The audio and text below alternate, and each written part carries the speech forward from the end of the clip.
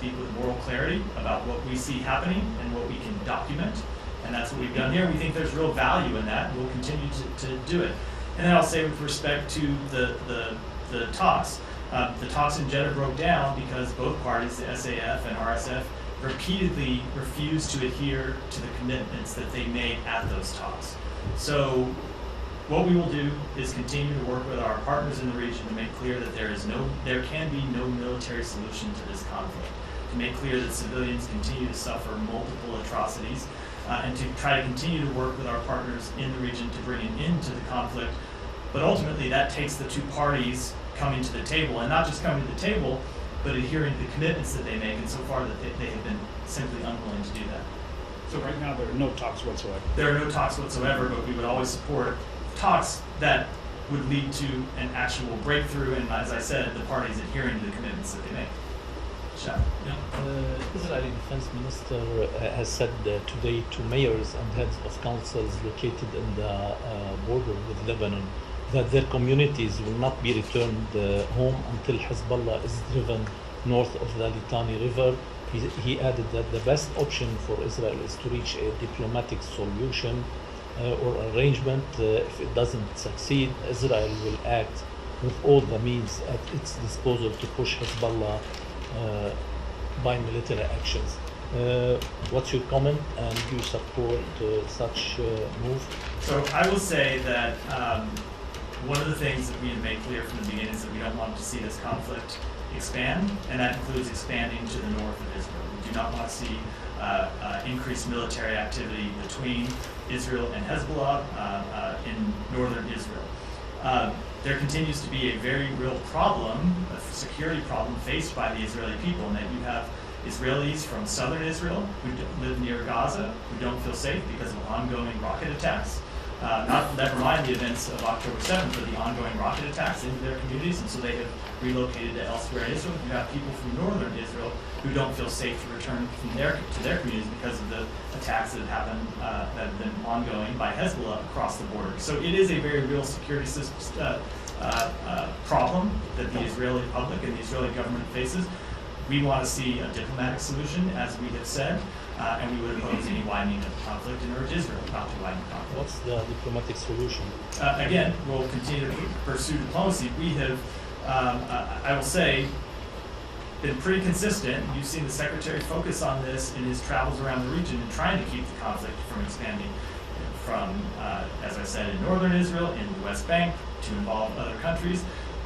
I don't want to get into all the details, but that will continue to be the focus. And do you support the changing rules of the UN Security Council 1701? I do not have any new announcements about new Security Council resolutions or changes to announce today.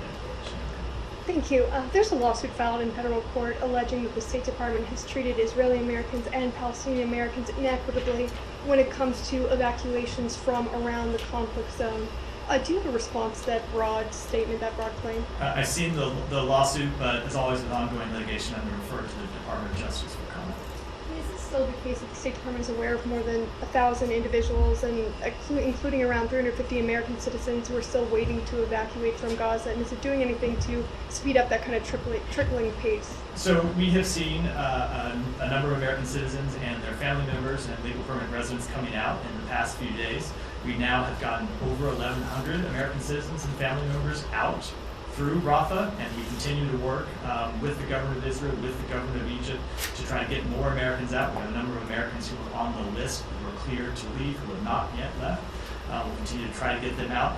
And with respect to the numbers that remain, is a little under 1,000 that remain, with about 350, 370 of them being American citizens. But I will note that that number fluctuates. You've seen times where, despite us getting more people out, the number remaining goes up because there are Americans who were in Gaza who identify other family members that want to come live.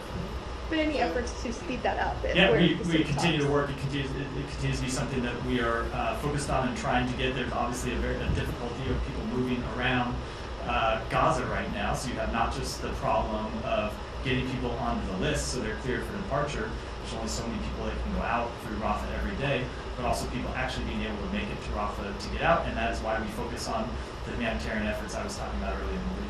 And just finally, has the State Department confirmed any deaths of American citizens in Gaza, or is it investigating any reports of deaths at this point? We are still investigating the one report that I mentioned on previous days, but we have not yet confirmed whether that death actually happened or whether the person was an American citizen.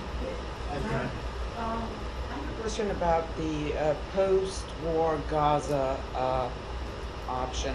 Both the Secretary and yourself have mentioned a revitalized Palestinian Authority. What's expected of the PA in that context? Could you explain what? There are a number of additional measures that we think the Palestinian Authority could take in terms of cracking down on corruption, in terms of increased engagement with civil society. We had a very open discussion with this, or I should say the Secretary had a very open discussion about this with President Abbas when he was in the West Bank next week. And in addition to that, revitalizing and increasing the capability of the PA security forces. If you envision in the post-conflict environment, as we do, Gaza and West Bank that are united under Palestinian Authority leadership, you would need to see an increase in the capability of the PA security forces. So it's those types of reforms and increases in capabilities that we have in mind. I have a question on Iran as well, if there's no other. Go ahead. No, Okay, people thanks. we can come back. It's not not a hard turn. We don't. In response to a class action suit in Iran with regards to the elimination of the former Quds commander, Qasem Soleimani, a court has decided that the U.S. should pay $5 billion. Any comments? Yeah, we don't have any reason to believe these are legitimate proceedings. The Iranian judicial system is widely regarded to be lacking any independence from the Iranian regime. So I don't have any comment on this specific verdict. We obviously don't have any people participating in judicial proceedings inside Iran, but the United States will continue to do everything that